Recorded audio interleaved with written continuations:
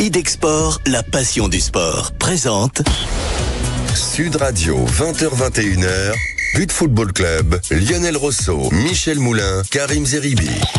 Bonsoir à tous, bonsoir à toutes. But Football Club avec le site de référence butfootballclub.fr. Émission éponyme avec notre bande. Comme chaque jeudi, je sais que vous nous attendez chaque semaine pour parler foot, pour parler vrai sur l'antenne de Sud Radio avec monsieur Michel Moulin. Bonsoir Michel. Bonsoir messieurs, bonsoir. Ravi de vous retrouver mon cher Michel. Non loin de vous un certain Karim Zeribi. Bonsoir Karim. Bonsoir, je vois qu'il y en a qui sont toujours en vadrouille. Je suis au ma Et voilà, voilà. Michel Moulin est à distance, mais je peux vous dire, pour lui avoir parlé régulièrement cette semaine, il a quelques coups de gueule à pousser. Non. Si, je vous promets. Aussi, notamment sur la liste de Didier Deschamps dont on parlera dans quelques instants. Elle a été communiquée aujourd'hui autour de la Ligue des Nations. On attend évidemment le coup de gueule. Ça fait 8 mois qu'on fait l'émission, c'est la première fois qu'il a fait un coup de gueule. Oui, c'est ça. Et c'est la première fois que vous n'allez pas le contredire. Ah ouais, là, certainement, ouais. Norbert Saada est avec nous. Bonsoir Norbert. Bonsoir mon cher Lionel. Le producteur des stars et on a l'impression de voyager à chaque fois quand Norbert est avec nous. Je suis spécialiste du football, alors je suis pas dans le football au départ, je suis dans le cinéma. Oui, mais vous avez un point de vue sur le football qui est très intéressant. Et puis surtout, vous suivez le football de très près. De très long. Vous connaissez bien. Depuis 57. Vous nous direz d'ailleurs avec qui vous avez suivi le match du PSG avec Daniel Echter hier. Ah bah voilà, Daniel Echter, ancien président du Paris Saint-Germain. Ah ouais. Gilles Favard, d'accord, très bien, qui est sur l'antenne de Sud Radio le mardi. Voilà, on a suivi le match ensemble hier. Ah, très bien. Et mon ami Balkany, qui est autre chose, c'est Balkany. Voilà. Ah, l'ancien maire de Levallois-Perret, qui était avec vous aussi. Très bien. Bah, vous avez des sacrées relations. Sacrée brochette. Vous ne connaissez pas Jimmy Algerino par hasard? Vous n'avez pas vu passer dans le coin? Je connais bien parce qu'il est en face de moi. Ah, très bien. Ah, oui, c'est ça. Il est de plus en plus beau. Salut Jimmy Algerino. Bonsoir, mais il m'a pas invité hier. Tu n'étais pas hier soir? J'étais à Toulouse. On serait venu si vous nous aviez invité. Je t'appellerai la prochaine fois. Et par contre, vous avez remarqué les cheveux de Norbert? Oui, il nous fait. Par rapport au beau sexe, il nous fait beaucoup de tort, Norbert. La présence de Norbert nous fait beaucoup de tort. Ça, c'est vrai que Norbert, vous avez la coupe de cheveux. Il se peigne avant. Il a la coupe de cheveux de Johnny Westmuller dans Tarzan. Vous vous en souvenez, c'est exactement la même coupe de cheveux. J'en suis persuadé. Allez, le Paris Saint-Germain, favori de la Ligue des Champions, c'est la première question que je vous poserai dans quelques instants. Après la démonstration face à Liverpool, match aller, match retour, est-ce qu'on peut déjà anticiper avant même les quarts de finale contre Aston Villa? On en parle dans quelques instants. Ce Paris Saint-Germain, finalement, n'est-il pas meilleur sans Kylian Mbappé, qui cristallisait la tension autour de lui, qui pouvait créer des tensions, et depuis qu'il n'est plus là, c'est la libération, pourquoi pas pour un Ousmane Dembélé complètement retrouvé, enfin même découvert. On ne l'a jamais vu comme ça. Du coup, le classique aura-t-il une saveur particulière dimanche contre l'Olympique de Marseille au Parc des Princes? Et nous reviendrons sur la liste donc de Didier Deschamps pour la Ligue des Nations, avec notamment Désiré Doué, le jeune Parisien formé à Rennes, qui a été un super grand joueur. Super grand joueur. Et puis pour le foot amateur, Thierry Grand-Turcot, avocat, ancien maire de Villers-sur-Mer et ancien président du FC Rouen, nous rejoindra pour parler du foot amateur. Ouais. Président du FC Rouen? Il a été président du FC Rouen au début des années 2000. 2003-2004, si j'ai bonne j'oublie que je On en parlera avec lui. C'était au centre des années 80. Spécialiste de l'économie du foot également, ça sera très intéressant de se retrouver avec lui. Michel Moulin, Karim Zeribi, Jimmy Algerino, Norbert Saada, butfootballclub.fr, votre émission c'est maintenant. Sud Radio, 20h-21h, But Football Club. Comment vous avez vécu le match, vous, Michel Moulin, puisque Norbert Saada était en bonne compagnie? Vous avez pu regarder ce match du PSG face à Liverpool, et quelle est votre analyse de cette rencontre? Avec passion. Et comme on disait la semaine dernière, je suis agréablement surpris par la performance de Paris. C'est-à-dire, je ne pensais pas il y a quelques mois que Paris pouvait faire une telle performance. Donc, il faut féliciter ce groupe qui peut aller, à mon avis, très loin aujourd'hui. Et voilà, donc on est très fiers d'avoir une équipe comme ça aujourd'hui. Quand vous dites aller très loin, Michel Moulin, surtout avec les doutes qu'on avait il y a quelques mois. Donc, je pense qu'il doit y avoir des super préparateurs physiques qui ont préparé cette équipe pour être prêts au bon moment. Et ça, c'est exceptionnel. Quand vous dites aller très loin, Michel, quand on regarde le tableau des quarts de finale et l'adversaire prochain du PSG, ce sera Aston Villa. Est-ce que ça veut dire aller jusqu'en finale? et gagner. Parce que quand vous battez Liverpool, qui est la meilleure équipe européenne aujourd'hui, qui est premier de son championnat, le plus grand championnat aujourd'hui au monde, qui a perdu un seul match, on peut se dire que Paris peut aller au bout cette année. Je vois pas. Je pense que c'était plutôt les autres équipes qui ont peur de Paris que Paris qui doit avoir peur des autres équipes. Donc après, les matchs de football, vous savez, la vérité d'un jour n'est pas celle du lendemain. Donc là aussi, il y a d'autres grandes équipes. Je pense surtout à Barcelone, moi. Exact. Je pense que c'est après, les équipes comme le Real, même le Real, aujourd'hui en défense sont limitées. Je pense que Paris peut les battre facilement. Donc voilà. Donc maintenant, c'est la vie. Comme dit Karim la semaine dernière, et là, encore une fois, je lui donne raison. Moi, quand ils ont tiré Liverpool, je donnais pas. J'ai toujours dit Paris va perdre contre Liverpool. Donc voilà. Ouais. Et c'est pour ça que tu n'es qu'à. Juste la semaine dernière, j'avais dit que le premier qui allait marquer gagnerait le match. Donc voilà. Essaye de te rattraper. Tu essaies quand même de tirer toujours bénéfice de ce que tu dis, toi. Hein. Tu es malin. Hein. Ouais, absolument. Je suis un commercial, Karim. C'est une certaine expertise du football, en effet. Ça corrobore effectivement les propos que vous tenez depuis même plusieurs semaines. C'est ça qui est étonnant, Karim Zeribi, parce qu'on le sait, on ne va pas le cacher. Vous adorez l'Olympique de Marseille, c'est votre club. Mais à ce micro, chaque jeudi, vous défendez le Paris Saint-Germain. Je défends ce qui me semble juste. Je défends pas le Paris Saint-Germain.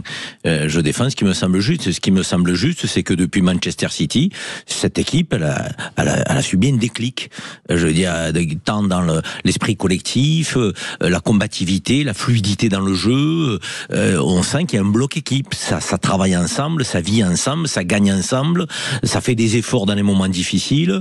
Moi, je suis plus que agréablement surpris. Michel, il dit, je pense qu'il pourrait dire qu'on est impressionné par le Paris Saint-Germain. Il faut le dire, c'est un PSG impressionnant. Donc, et on s'attendait pas il y a quelques semaines à ce que le Paris Saint-Germain tienne la dragée haute et domine Liverpool dans un match aller, mais aussi dans un match retour, parce que ils ont pas subi. Quoi qu'on veuille penser, même si Donnarumma a fait un match fantastique, qu'il y a eu des moments difficiles dans ce match, je veux dire, dans les prolongations. Et qui c'est qui galopait, qui c'est qui avait encore la puissance physique de tenir le coup? C'est le PSG. Donc, et donc cette équipe, oui, elle est surprenante. Je pense qu'on a un coach qui récolte les fruits de son travail là aujourd'hui, Luis Enrique, dont on a peut-être douté par moment, donc de ses choix, de sa manière de manager. Mais aujourd'hui, cette équipe, elle semble à son image, très combative, compacte.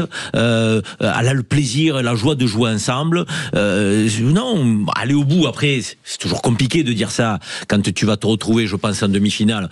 C'est quasiment sûr, je pense, qu'ils battent Aston Villa ou Bruges. En tout cas, je l'espère. Mais après, dans Aston Villa. Hein? Aston Villa. Bon, après, dans le dernier carré, c'est compliqué. Dans le dernier carré, ça se joue à pas grand-chose. On le sait très bien. Toutes les équipes, si elles sont là, c'est pas un hasard. Donc, on aura 4 grandes équipes. Ouais, ça, c'est clair. Vous en avez vu beaucoup des PSG. Des équipes du Paris Saint-Germain, Norbert Saada, dans votre existence. Vous les avez tous vus, et même à l'époque de Daniel Echter, dont vous parliez tout à l'heure. Jusqu'à aujourd'hui, vous êtes très attentif, vous êtes régulièrement au Parc des Princes. Ce PSG-là, il vous impressionne? Est-ce que c'est le plus fort que vous ayez jamais vu? Sur le plan de la combativité, sur le plan de l'organisation de jeu, je pense que c'est le meilleur qu'on ait eu personnellement. Hein. Même si Ancelotti était un très grand entraîneur, et puis Jimmy a joué avec des grands entraîneurs aussi. Mais franchement, l'équipe qu'on a vue depuis... Moi, contrairement à tout le monde, avant Manchester City déjà, les 2 matchs d'avant, j'avais dit, l'équipe est là, il nous manque un petit déclic, mais l'équipe était déjà là. Et quand Enrique a dit il y a 1 an, je serai prêt l'année prochaine, ce sera une équipe qui sera dans le coup, et on aura 4 ou 5... joueurs qui marqueront 5-10 buts, chacun, ce sera autant qu'Mbappé, tout le monde se moquait de lui, puis c'est vrai, on y est. Et c'est une équipe vraiment formidable. Parce que Liverpool a l'habitude de jouer quand même un football formidable qui domine toujours les Anglais depuis le début de l'année. Ils ont l'habitude de courir beaucoup, et là, ils ont été asphyxiés. La prolongation avant-hier, ils ont été asphyxiés. Et Luis Enrique, il l'a déjà gagné, la Ligue des Champions. En plus, ça, c'est une marque de confiance supplémentaire pour l'avenir proche du Paris Saint-Germain, Jimmy Algerino. Est-ce que, selon vous, cette équipe est taillée pour gagner la Ligue des Champions après laquelle, d'ailleurs, les propriétaires qataris courent depuis très longtemps maintenant, depuis leur arrivée en 2011-2012. Enfin, on peut pas dire que l'équipe est taillée pour gagner la Ligue des Champions, parce qu'il y a des équipes qui sont, je dirais, qui le sont un peu plus. Mais après, ce qui se passe, ce qu'ils ont montré, marcher comme ils ont marché contre Liverpool, parce qu'il y a fait au moins 3-4 ans que Liverpool n'a pas subi ce qu'ils ont subi, que ça soit à l'extérieur et surtout à Anfield. Donc ça montre bien la qualité. Moi, en regardant ça de façon, joueur, le seul truc, moi, qui m'interpelle et que j'ai envie de voir, surtout le prochain match, c'est que le prochain match, ils vont être favoris. Là, sur les 2 derniers matchs dont on parle, que ça soit Manchester City et Liverpool, c'est vrai qu'ils étaient dos au mur. Manchester City, si ça ne gagnait pas, ils étaient éliminés. Et là, entre guillemets, pareil. Et là, la saison n'est pas la même. Même si aujourd'hui, le président du Paris Saint-Germain dit, si on gagne pas la Ligue des Champions, c'est pas grave. Je me suis trompé en annonçant très tôt ça. Donc moi là, je vais voir contre West Ham, parce que si ça se passe, Aston Villa, pardon, si ça se passe, c'est que là, ils ont tout. Ça veut dire qu'ils ont effectivement l'effectif. Ils ont la condition physique, parce que courir quasiment, je crois, 3 ou 4 kilomètres de plus qu'une équipe comme Liverpool, c'est quand même assez extraordinaire. Ils ont les joueurs, ils ont les buteurs. Et ils auront surtout la présence d'esprit de pouvoir gérer, que ça soit des matchs difficiles ou que même quand ils sont favoris. On sait que le Paris Saint-Germain, sur les dernières années, chaque fois qu'ils ont été favoris, ça a été un petit peu difficile. C'est pas le même Paris Saint-Germain. Non mais oui, bien sûr, c'est pas le même. Moi, je note 2 choses quand même dans cette équipe. Je les trouve très décomplexés. Voilà, très décomplexés. Exactement. Quand tu vois ce Doué, 19 ans. Je dirais l'audace qu'il a. Je sais pas si vous vous rendez compte, sa prise de balle, il est à Liverpool, à Anfield. Je veux dire, donc il fixe, il provoque, il y va, il joue pas petit bras. Donc ils sont décomplexés et je les sens libérés. Cette équipe, je la sens libérée en fait. Et je sais pas si vous avez noté Enrique dans les phases d'arrêt au moment des prolongations, comme il allait secouer ses joueurs. Les uns, il se mettait au milieu. On aurait dit qu'il avait encore le short et donc presque le brassard. Et ça joue, Karim. Ça joue après aussi. Oui, ça joue bien évidemment. Mais dans le moment où on est dans une phase décisive, c'est pas le coach qui est replié sur lui-même, qui est en dedans et qui hésite, non, il va galvaniser ses joueurs. Non, on sent que cette équipe elle est libérée. Alors c'est vrai, ils étaient outsiders, donc c'est plus facile quand il y a outsiders. Mais aujourd'hui, je pense qu'ils sont capables, étant libérés et décomplexés comme ils le sont, d'assumer donc une position de favori. Un statut de favori pour gagner contre Aston Villa, bien sûr, mais peut-être pour aller au bout en finale de la Ligue des Champions. Donc, avant la pause juste. Après Aston Villa, je crois qu'ils tombent pas contre le Barça, contre le Real. Contre le Real, absolument. Et il vaut mieux aujourd'hui, si tu as une chance de gagner. Sinon, c'est Arsenal. Il vaut mieux jouer le Real que jouer le Barça. Ça peut être Arsenal aussi, si Arsenal bat le Real Madrid. Arsenal sera pas loin, je pense. Et ça peut être 3 clubs anglais, c'est-à-dire Liverpool, Aston Villa et derrière Arsenal, si jamais c'est le cas. City. Juste avant la pub, oui, et c'est Manchester City. Bon, c'est trop tard pour City. Juste avant la pub, cette équipe, vous qui avez dirigé quelque temps le Paris Saint-Germain, Michel Moulin, la qualité des joueurs de l'équipe actuelle par rapport à la qualité des joueurs que vous aviez, vous la comparez comment? C'est pas la même chose. Il y avait de très grands joueurs à l'époque. C'est des joueurs comme Paoletta, Yepes, étaient des très grands joueurs. Mais il n'y avait pas une équipe comme ils ont aujourd'hui. C'est-à-dire aujourd'hui, comme dit tout le monde, et Karim particulièrement, c'est une équipe. Là. Il y a 11 joueurs qui jouent, qui courent en même temps, qui sont là pour gagner, malgré les défauts que j'ai toujours trouvés. Moi, qui manquait un buteur, un gardien de but, mais là, il a été très bon. Mais là, on sent vraiment une équipe, comme vraiment une équipe compacte. Et ça fait plaisir qu'ils courent. Je crois qu'ils ont couru 123 km, je crois, dans le match. C'est énorme. Et donc, on peut pas comparer. On peut pas comparer. À l'époque, on jouait la descente en Ligue 2. Quand j'ai pris l'équipe, on parlait pas de Champions League. Mais vous êtes maintenu. Vous êtes maintenu, rappelons-le quand même. L'équipe s'est maintenue. Mais il y avait des joueurs quand même, parce qu'il faut rendre à César, parce que des joueurs comme Paoletta, même le Paoletta d'avant, mais il aurait eu peut-être sa part dans cette équipe. Ouais. Pourquoi pas? C'est intéressant, en effet.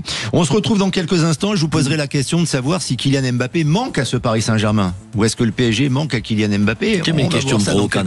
Tiens, mais une question provocante. En fait, c'est ça qui fait de l'audience, Karim. Mais tu te fais plaisir, là. Mais tu le sais, Karim. Mais bien sûr, je me fais plaisir parce que je sais exactement ce que vous allez dire, tous les quatre. Et je me régale d'avance. Tout de suite. Vous n'allez pas le dire. Je vous connais trop bien, Michel. Vous n'allez pas pouvoir vous en empêcher. À tout de suite sur Sud Radio.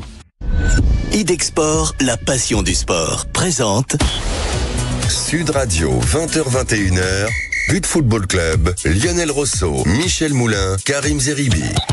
Et Jimmy Algerino, et Norbert Saada, et nos auditeurs, nos auditrices fidèles et de plus en plus nombreux sur l'antenne de Sud Radio pour votre But Football Club. .fr, le site de référence, et on prolonge le plaisir du PSG sans Mbappé.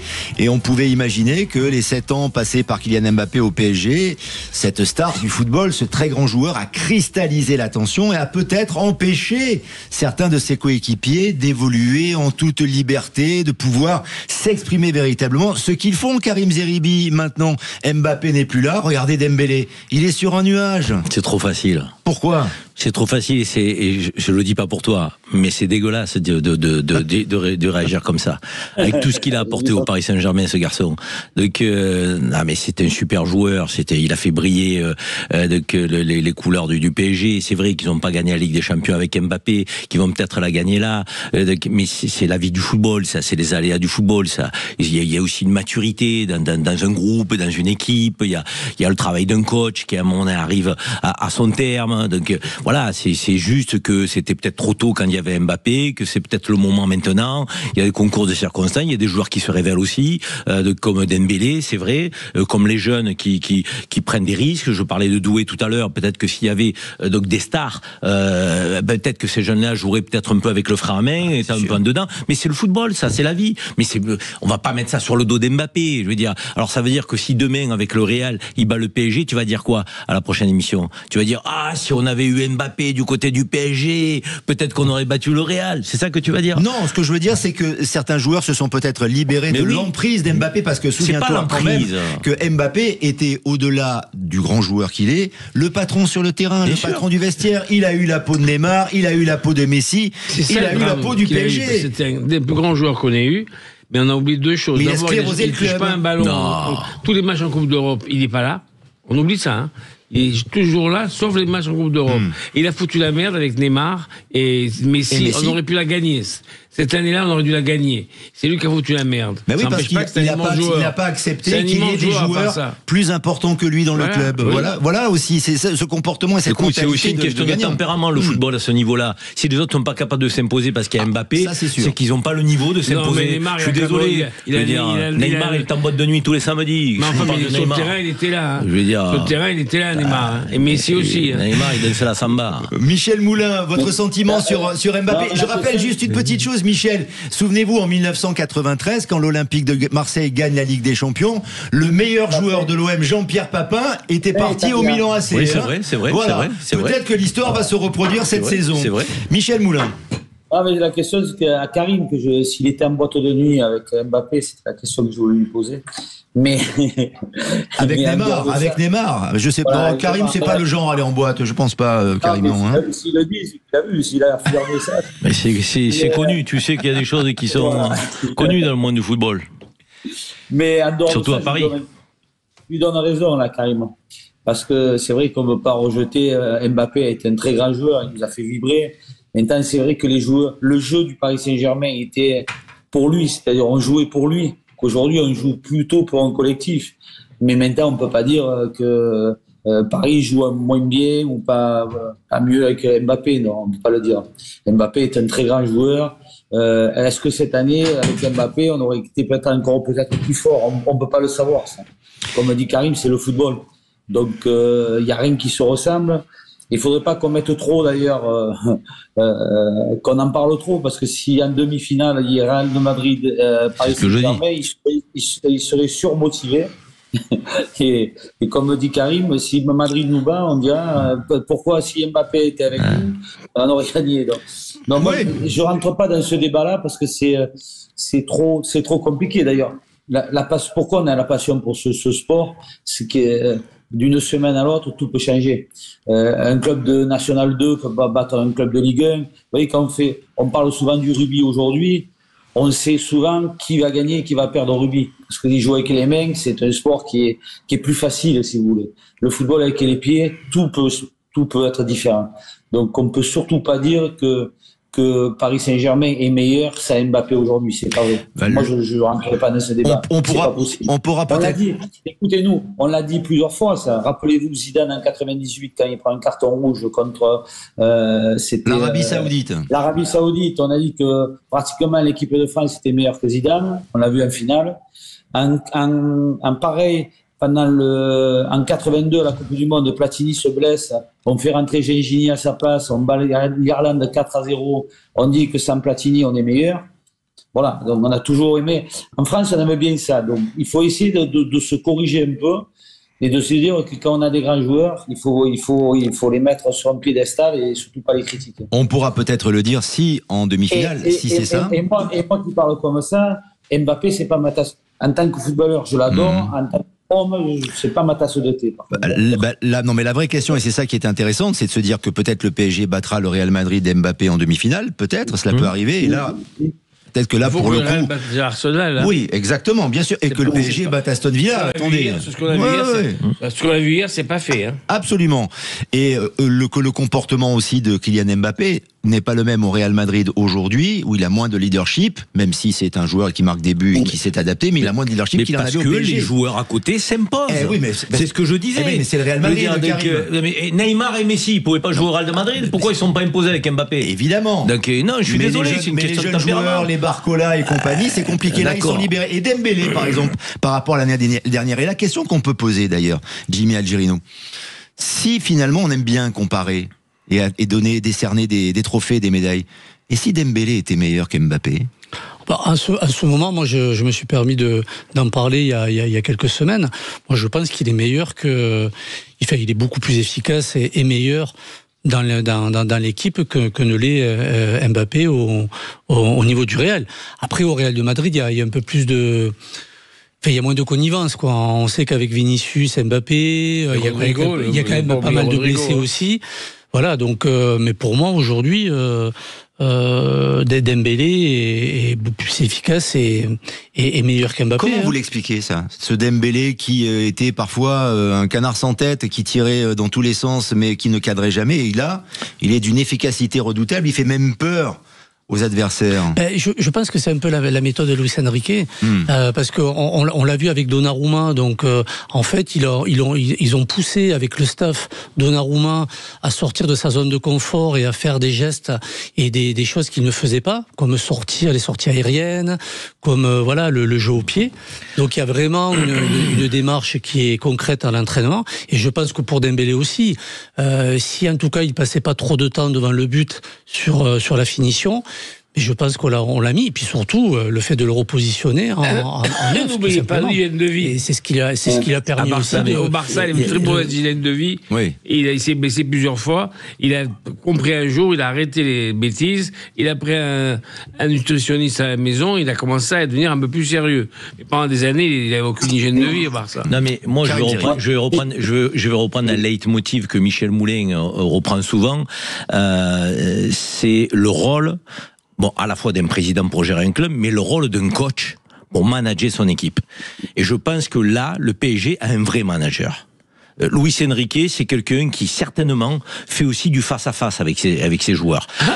Il ne fait pas que du collectif. Parce que c'est un peu ce que disait, je sais pas si vous vous souvenez, Laurent Tapie, qui était autour de la table. Il disait que son père, il parlait à l'équipe, mais il parlait surtout en tête-à-tête aux joueurs, en fonction de leur tempérament, de leur caractère, de leurs états d'âme. Je veux dire, ce sont des êtres humains, les joueurs de football. Et s'il a su parler à Dembélé à un moment donné, pour lui expliquer qu'il fallait qu'il se plie au collectif, qu'il fasse le travail défensif, qu'il fasse des efforts, qu'il soit pas fantasque, qu'il prenne des risques au bon moment. S'il a su parler à Donnarumma aussi en tête-à-tête, garçon qui manquait peut-être aussi un peu de confiance, qui a fait un match fabuleux là, il faut le dire. Je veux dire, c'est aussi le rôle du coach.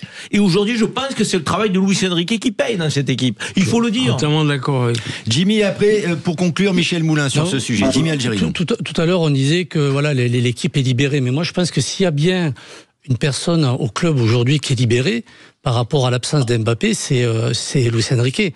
Parce que l'année dernière, il a dû gérer cette situation-là, donc c'était pas évident. Il a dû aussi gérer la présence du président, qui est pas évident, de Luis Campos. On se rappelle les années précédentes où c'était compliqué, avec Leonardo, avec les coachs, avec le président. Là, il a géré. Mbappé n'est plus là, il a eu un peu plus de joueurs qu'il souhaitait, et aujourd'hui il gère complètement son équipe. Il n'y a personne qui vient parasiter, il n'y a pas de problème, comme par hasard. Pourtant les journalistes sont là, comme par hasard, il n'y a pas de fait extrasportif pour gêner l'équipe. Pour conclure en quelques secondes, Michel Moulin, sur ce sujet. Deux choses là par rapport au management, là aussi encore Karim a raison, le management, c'est ce que j'avais fait à Paris, j'avais pris les joueurs un par un, j'avais essayé de leur dire pourquoi ils en étaient là, pourquoi on risquait de descendre, et ça a marché. Il y a Peggy Noudouya qui m'a toujours dit, vous êtes le seul qui est venu me dire ce qu'on avait dans la tête, si vous voulez. Donc, c'est important. Et le deuxième truc par rapport à Dembélé et Mbappé, malgré tout, je pense que Mbappé est au-dessus de Dembélé. Dembélé est un joueur fantastique, mais il n'a pas cette intelligence de jeu qu'a Mbappé. Voilà. Je pense qu'Mbappé est quand même au-dessus de Dembélé. C'est un vrai débat en tout cas, et on continuera à le prolonger dans quelques instants, bien sûr. On évoquera encore une fois le PSG avec le classique de dimanche contre l'Olympique de Marseille. En quelques mots, mais surtout très attendu autour de la liste de l'équipe de France, de Didier Deschamps, le coup de gueule de Michel Moulin. Attention, ne zappez pas, à tout de suite. Idexport, la passion du sport, présente Sud Radio, 20h-21h, But Football Club, Lionel Rosso, Michel Moulin, Karim Zeribi. Et comme tous les jeudis, Jimmy Algerino, Norbert Saada nous accompagnent avec Michel Moulin et Karim Zeribi pour parler encore de ce match qui se profile. On y reviendra jeudi prochain, sans doute aura-t-on des choses à dire. Mais j'aimerais juste vous entendre, Karim Zeribi, sur ce classique, ce PSG Marseille de dimanche, par rapport à l'exploit du PSG face à Marseillais, Liverpool. N'oubliez pas qu'il est Marseillais. Mais je suis Marseillais aussi, moi, Norbert. Vous êtes deux contre nous. Hein. Non, pas du tout. Non, on est 2 contre 3. Donc, Moulin n'est pas parisien. Il a été directeur sportif du Paris Saint-Germain. Oui, Michel, c'est un traître du Sud, lui. Mais Michel Moulin, il a un accent qui trompe tout le monde, en fait. C'est ça. Karim Zeribi, est-ce qu'il a une saveur différente, je vais te parler avec la plus grande objectivité, comme j'essaie de le faire à chaque fois, même si mon cœur penche du côté de l'Olympique de Marseille, comme chacun le sait. Je pense qu'on boxe pas dans la même catégorie. Donc, on boxait pas dans la même catégorie déjà. Au match aller, alors qu'on n'avait pas un grand PSG, on en a pris 3 à la maison. Donc j'étais au stade, j'étais atterré. Bon, je suis resté jusqu'au bout, 90 minutes. Marseille fait un mauvais match ce jour-là. Donc on est en dents de scie. Donc on va en prendre 3 au Serre. Donc tu perds à la maison contre Lens. Après tu vas en mettre 5 à Saint-Etienne. Cette équipe, elle est pas stabilisée. Tu vois, je veux dire, ce que le travail de Luis Enrique sur 2 ans, il faut le laisser à De Zerbi peut-être sur 2 ans. Donc là, il vient d'arriver, il faut le laisser travailler, constituer son équipe, la renforcer à l'intersaison. Voilà, j'espère juste qu'on prendra pas une valise, quoi, et que les joueurs vont être capables de mettre leur trip sur le terrain, de se mettre minable, de faire honneur au maillot, honneur à l'histoire de ce club qui reste le plus grand club de France selon moi. Donc par la ferveur, par la popularité. Nous, on est une ville qui vit le football. Je veux dire, donc vous avez le théâtre, vous avez le cinéma, nous on a le football. On est comme Naples, on est comme les villes d'Amérique du Sud. Tu vois, je veux dire, donc, on a le théâtre de la Criée aussi, non? C'est vrai. Il y a le cinéma sur la Canebière aussi.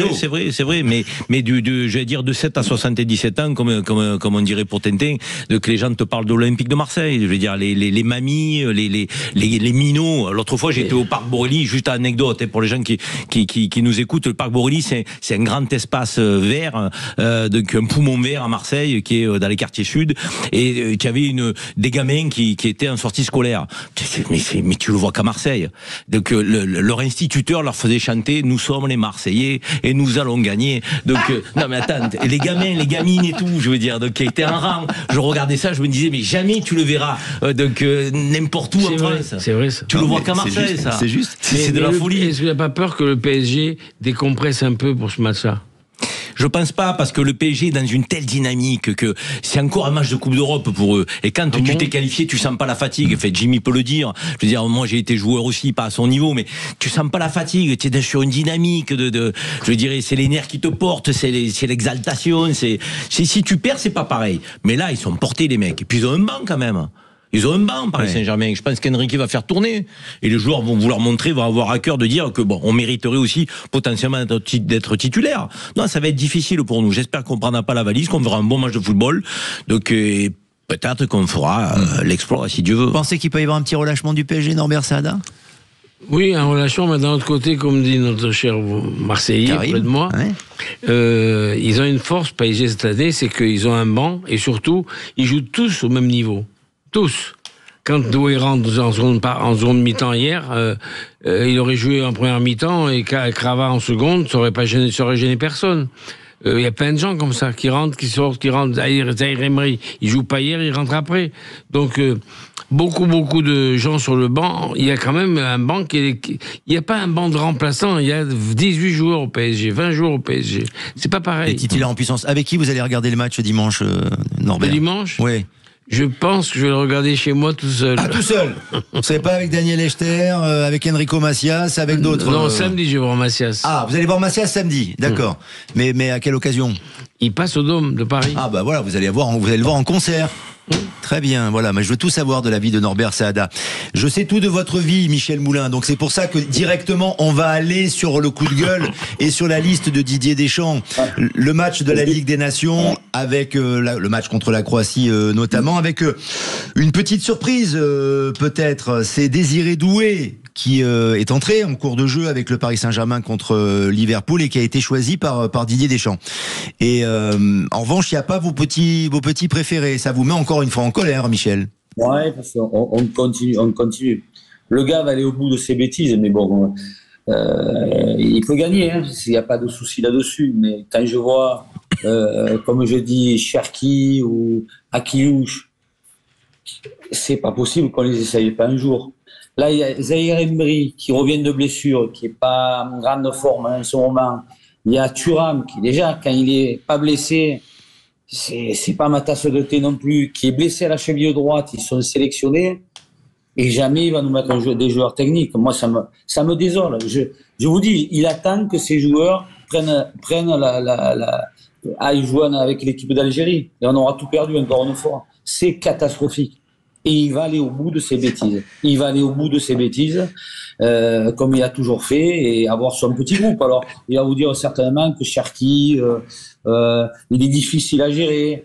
Et moi, les grands joueurs, même s'ils sont difficiles à gérer, c'est des bons joueurs. Et là, Cherki, il est en grande forme en ce moment. Je ne comprends pas qu'ils ne le mettent pas dans les 24. Surtout qu'il sélectionne des joueurs qui reviennent de blessures ou qui sont blessés. Je ne comprends pas. C'est le cas de Zahir Emery, notamment. Atterré là-dessus. Il n'y a pas d'autre mot. Et c'est là qu'on doit les essayer. C'est pas un Coupe du Monde. Là, c'est des matchs amicaux. Parce que la Ligue des Nations, ça a remplacé les matchs amicaux. Qu'on les mette dans le groupe, qu'on essaye de voir comment ils vivent avec le groupe, comment les faire jouer moins de demi-heure. Moi, avec des flèches, comme on a avec des Dembélé, des Mbappé, on a besoin des joueurs qui leur donnent des ballons entre les arrières et tout. Ils vont se régaler. De jouer avec des joueurs comme ça, ils vont se régaler. Non, on a décidé jusqu'au bout, il ne va pas les sélectionner. Jusqu'au bout. Et avant, je ne reparle pas de tous les joueurs qu'il n'a pas sélectionnés avant. Hein. De tous les joueurs techniques qu'on a perdus, qu'il n'a pas sélectionnés. Donc oui, sur les résultats, certainement, on va voir les résultats. Avec les joueurs qu'il a, s'il n'a pas de résultats, avec des Dembélé, des Mbappé, il faudrait vraiment qu'ils soient très mauvais. Mais pour ce qui est la technique, pour l'engouement que les gens ont envie d'avoir, parce qu'il y a quand même de moins en moins de gens qui regardent l'équipe de France, c'est pas avec Thuram et Colomani qui va retrouver ça. Voilà ce que je dis. Donc si on écoute Michel Moulin, Jimmy Algerino, on va encore s'ennuyer pour le match de l'équipe de France, même si la France gagne. Ça va être encore ça, parce qu'il n'y a pas des joueurs techniques, il n'y a pas des joueurs de ballon, il n'y a pas Cherki. Non, après je comprends. Je pose des questions toujours provocatrices. Michel Moulin a raison pour deux joueurs. Cherki et Aliouche. Je pense que d'abord, Thuram a bien dit hier qu'il s'est blessé à la cheville, c'était pas peine de se sélectionner. Et puis Zahir Emery revient de blessure. Moi, j'aurais préféré qu'ils mettent Aliouche et Cherki. Après, on verra. Bon, moi, on les fait jouer une première fois en équipe de France. C'est pas normal qu'on préfère prendre des blessés que de prendre 2 joueurs exceptionnels. C'est pas normal. Il a ses têtes, Didier Deschamps. Jimmy Algerino. Oui, mais ça c'est son choix. Non, mais après de là s'ennuyer, je pense pas, parce que effectivement avec Doué, il va rentrer, il va avoir du temps de jeu. Il y a Barcola, il y a Mbappé, il y a des joueurs. Il décide son style de jeu qui plaise ou qui plaise pas. Il décide de toute façon de jouer avec ces 3 devant.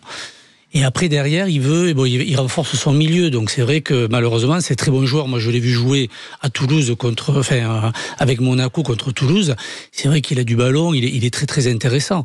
Il fait pas ce choix-là parce que, au milieu, il veut des sentinelles, il veut des joueurs. Mais il veut faire jouer Mbappé au centre. Il va faire un Rabiot et après, il va y avoir, derrière, peut-être Kamavinga ou Tchouaméni ou d'autres joueurs. Donc, c'est pour ça que là, ça rentre pas dans son style de jeu. Après, voilà, on n'aime pas, mais s'ennuyer, je pense pas, parce que je pense que Doué va avoir du temps de jeu. Je pense qu'Mbappé revient aussi avec l'équipe de France. Donc, je pense qu'il va avoir aussi à cœur de montrer des choses. C'est pas une raison pour pas sélectionner Aliouche et Cherki. Bah oui. Quelle est votre explication sur la non-sélection de ces joueurs-là? Je pense que Deschamps, c'est Rotaillot. Je pense que Deschamps, c'est Bruno Rotaillot. Je pense qu'il a un problème avec les Algériens. Je pense qu'il a un problème avec les Franco-Algériens. C'est Michel Moulin qui pointait l'autre fois autour de la table cette possibilité. Il le disait, moi je vais reprendre le credo de Michel et je vais mettre les pieds dans le plat. Magnès Akliouche et Ryan Cherki, si tu les sélectionnes pas et que tu mets des gens qui sont en méforme, qui reviennent de blessure ou qui sont pas titulaires dans leur club indiscutable et qui rentrent en cours de jeu, c'est que tu as un problème avec ces garçons-là. Et qu'est-ce qui fait le point commun de ces garçons? Ce sont des Franco-Algériens.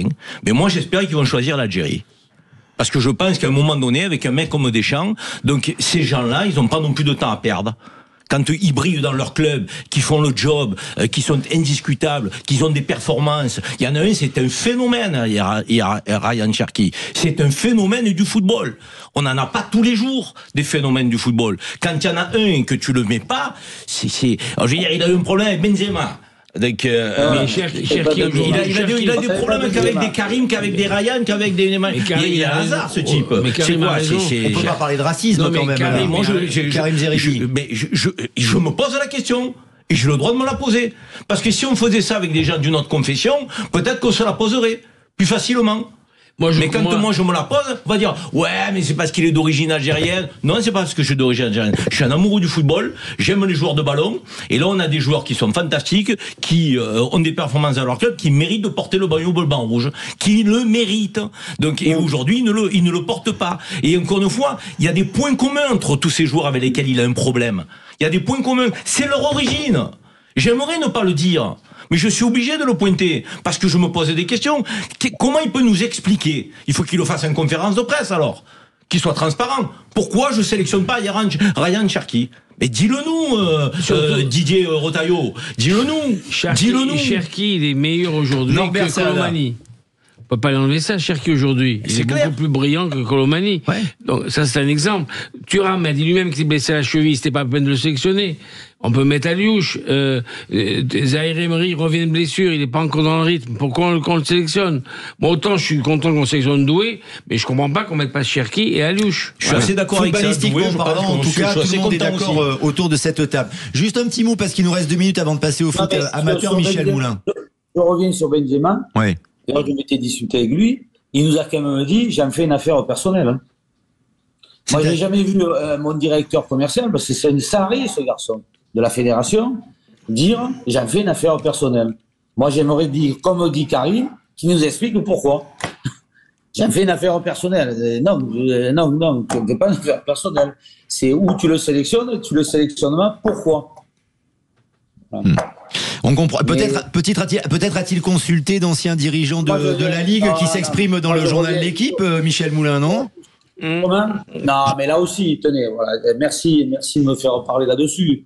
J'adore vos coups de gueule, Michel, je suis fan, vous le savez. Aujourd'hui, au niveau français, Didier Quillot, qui a tué le football français, quand il était à la Ligue, tué avec Mediapro, dans un certain journal, je ne parle même plus, il n'y en a qu'un en France de sport, donc je ne vais pas leur faire de la pub, il lui demande qu'est-ce qu'il ferait dans le football français aujourd'hui.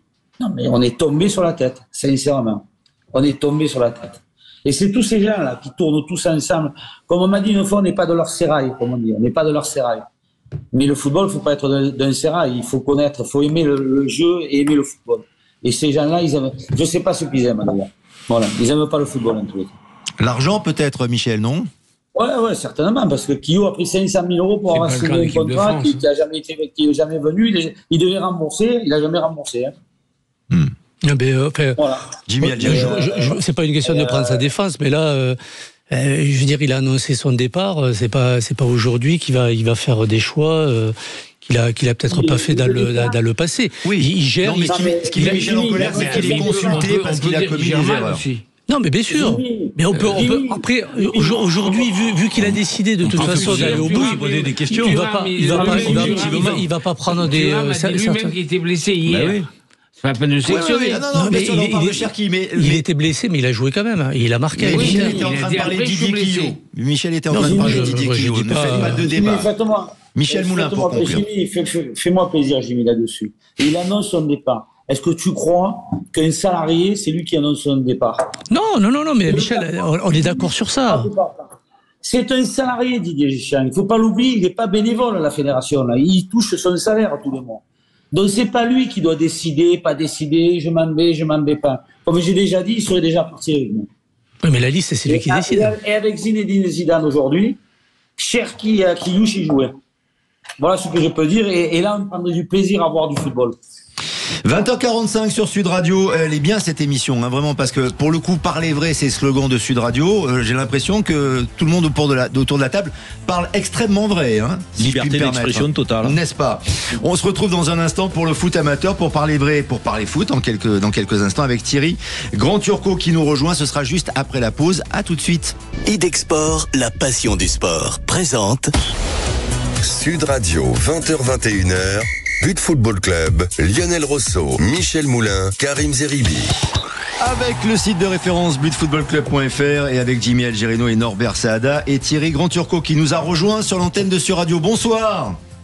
Bonsoir. Merci d'être avec nous et d'avoir accepté notre invitation. Vous êtes avocat, ancien maire de Villers-sur-Mer en Normandie, dans le Calvados. Vous avez été aussi président du FC Rouen. Votre fils est le président du club de Villers, club de National 2. Et vous avez une vision du foot qui est très intéressante parce que vous avez aussi beaucoup de connaissances sur l'économie du football, le marché des transferts notamment. Et voilà pourquoi on a voulu vous consulter ce soir, Thierry Grand Turcot, parce que chaque jeudi à 20h45, on donne un coup de projecteur au football amateur sur un club notamment, avec les difficultés que l'on peut rencontrer quand on est dans ce genre de club. Quelle est votre vision aujourd'hui? Avez-vous le sentiment, par exemple, comme Michel Moulin le dit souvent, que même dans le foot amateur, aujourd'hui, on marche sur la tête?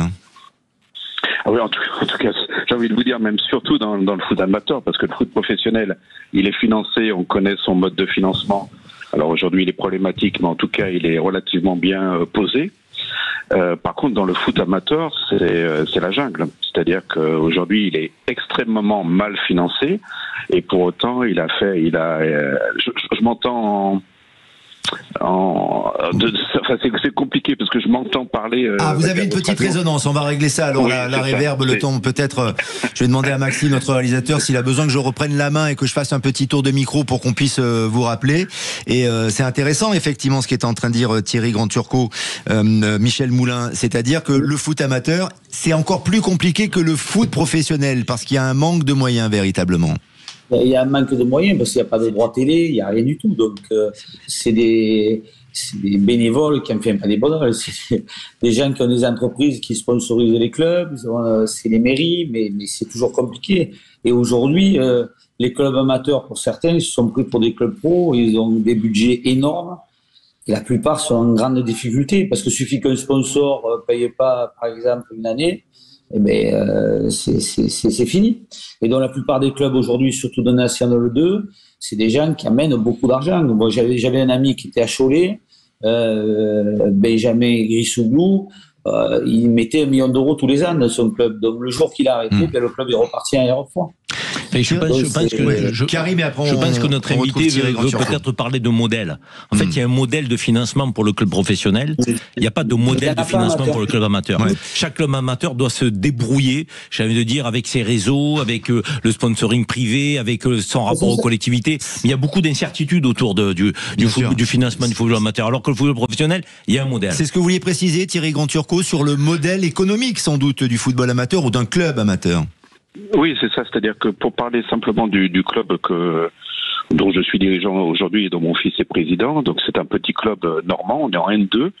Le niveau est clairement semi-professionnel maintenant, parce que quand vous allez jouer à Créteil, quand vous allez jouer à Chambly, quand vous allez jouer à Beauvais, vous jouez des anciens clubs de Ligue 2, et donc ils sont structurés pour évoluer dans ce championnat. Quand vous accédez à la N2, vous allez aussi bien en Corse qu'en Alsace, que dans le Nord, qu'en Île-de-France, avec absolument zéro revenu venant de la Fédération française de football. Vous avez une participation aux frais de voyage, mais c'est tout. Par conséquent, quand on met en place un championnat amateur de ce niveau-là, que ce soit la N3 à certains égards, mais surtout à partir de la N2 et de la N1, c'est économiquement intenable. Donc, oui. Comment vous faites pour les voyages, justement? Parce qu'il y a effectivement peut-être une aide très vraisemblablement très légère de la part de la fédération, mais comment vous faites pour y aller? C'est le bus, l'avion, les voitures personnelles? Comment ça se passe? Non, alors c'est jamais les voitures personnelles, mais c'est souvent vraiment des voyages acrobatiques. C'est-à-dire que si j'ai entendu qu'il y a des pros autour de la table, vous partez le matin, vous atterrissez quelques heures avant le match, vous jouez le match, vous repartez dans la foulée, hein. Donc c'est des voyages abominables, simplement parce que lorsque vous déployez l'ensemble des efforts financiers à faire sur une saison et que vous voyez l'ensemble des voyages qu'il y a à effectuer, vous ne pouvez pas vous permettre d'arriver la veille, vous ne pouvez pas vous permettre de partir le lendemain du match, etc. Donc vous faites ça au plus court dans des conditions qui sont extrêmement difficiles. Donc on sait quand, par exemple, on est Villers-sur-Mer et qu'on doit traverser la France, on passe de l'Ouest pour aller jouer à la frontière allemande, qu'à ce moment-là, ça va vraiment être compliqué d'aller chercher des points là-bas. Donc le championnat est relativement tronqué dans la mesure où vous avez l'impression que vous jouez dans un championnat semi-professionnel avec des moyens de clubs qui sont des clubs régionaux finalement, mais qui ont eu la chance sportivement d'accéder à des niveaux supérieurs. Vous devez donc revoir vos ambitions à la baisse. Vous devez donc revoir vos ambitions sportives à la baisse. Vous venez de monter en National 2 d'ailleurs avec Villers. Oui. Donc pour le coup, vous avez peut-être du mal à vous projeter parce que les moyens ne sont pas là, ou vous arrivez à trouver des partenaires privés qui peuvent vous aider à avoir de l'ambition? Oui, on va alors là aussi on va boucler la saison, c'est-à-dire que par exemple on est en N2 avec un budget qui est de 550 000 €, ce qui est juste ridicule. Quand on va jouer contre Créteil, on reçoit les leaders ce week-end qui est Flory. Flory, c'est probablement à peu près 4 à 5 fois notre budget annuel. Mais à la limite, ça existe aussi dans le football professionnel, ces différences de budget. Là n'est pas le problème. Le problème, c'est la politique de la Fédération française de football qui, à un moment donné, veut mettre en place des championnats élites, qui sont l'antichambre du monde professionnel, mais sans y mettre les moyens. Donc c'est extraordinairement compliqué dans ces niveaux-là de trouver aujourd'hui des chefs d'entreprise, des sponsors, des mécènes qui accompagnent ce genre de club, parce que la visibilité reste réduite, parce qu'il n'y a aucun retour économique, et puis parce que finalement, ça reste que des championnats amateurs évolués, quoi. Est-ce que les instances du football pourraient vous aider néanmoins? Est-ce qu'elles pourraient vous aider plus qu'elles ne le font? Est-ce que les moyens sont là? Oui, je vais vous donner un chiffre dont j'ai discuté avec la Fédération française de football à l'époque. Oui, le salaire annuel de Didier Deschamps, c'est plus que la totalité des montants qui sont distribués aux 48 clubs de N2. Voilà. Ah oui. Donc, non mais c'est tout. C'est-à-dire qu'à un moment donné, on a du mal à comprendre la stratégie ou la politique de développement du football amateur, parce qu'on a encore une fois, c'est vraiment l'antichambre du monde pro. Il y a de plus en plus de clubs pro qui recrutent en N2, en N1. Et quand on voit les moyens qui sont mis derrière ces championnats-là, on se pose un certain nombre de questions. Et derrière, il faut passer à la DNCG, finalement, et être aussi propre financièrement et économiquement que les clubs pro. Donc parfois, moi je vous cache pas j'ai des conversations assez musclées avec la DNCG parce que c'est un petit peu agaçant. Hein. C'est même décourageant peut-être, non, pour certains dirigeants ou pour certains clubs qui ont des difficultés, qui sont peut-être moins prolixes que vous, aussi moins éloquents. Je le rappelle, vous êtes avocat, Thierry Grand-Turcot, et vous avez une expérience aussi du football. Mais parfois, quand on parle du foot amateur, il y a des clubs qui sont vraiment dans l'amateurisme, qui travaillent avec beaucoup de bénévoles également. Oui, c'est ça. Vous voyez, là, par exemple, en championnat cette année, la question qu'on se pose, c'est quels clubs vont tomber. C'est-à-dire que vous avez le classement sportif. On est tous en train d'essayer d'être au-dessus de la ligne de flottaison et d'être sauvés sportivement. Mais on est obligé de faire des calculs parce qu'on sait très bien dans le championnat qu'il y a des clubs qui n'arrivent plus à payer leurs joueurs et on se dit, tiens, vont-ils passer la DNCG en juin? Donc on est en train de faire des calculs savants pour se dire, il faudrait peut-être être le premier non relégable. Alors c'est des questions qui se posent aussi en Ligue 2, mais avec nettement moins d'acuité que ça se passe au niveau national où chaque année, il y a une ribambelle de clubs qui tombent. Voilà, donc, et par la force des choses, parce que quand on voit les financements de la Fédé, c'est quand même compliqué. Juste une petite remarque et une question rapide de Jimmy Algerino pour vous, pour terminer l'émission en 1 minute. Oui, bonsoir. Bon, moi je connais le milieu amateur, mais vous avez peut-être une solution, enfin, par rapport à la Fédé, qu'est-ce qui pourrait être fait pour vous aider? Parce que c'est vrai que la Nationale 2, c'est compliqué, oui. Oui, non, en fait, je pense que il y a déjà un cahier des charges qui me semble extrêmement lourd au niveau des infrastructures, c'est-à-dire qu'on a un certain nombre de règlements à suivre pour que le stade soit dimensionné d'une telle. On a d'ailleurs des exemples. C'est pas la peine de remonter très très loin pour se rappeler, par exemple, que l'Usonac était tombé pour des raisons à peu près identiques. Aujourd'hui, le cahier des charges qui pèse sur les clubs en termes de N2 inhibe les municipalités. C'est-à-dire quand les municipalités elles voient leur club accéder à ces niveaux-là, elles tremblent.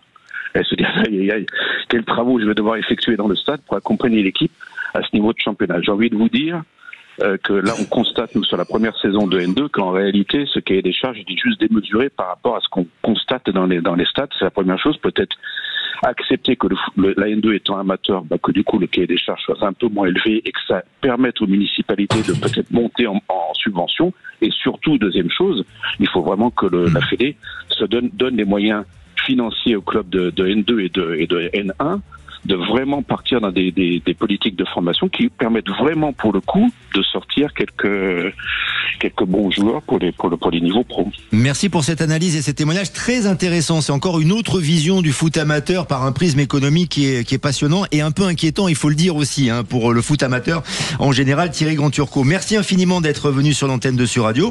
Merci à Michel Moulin, Karim Zeribi, Jimmy Algerino, Norbert Saada, et je vous dis à jeudi prochain. Merci, bien sûr. Jacques Pessis, dans un instant sur Sud Radio.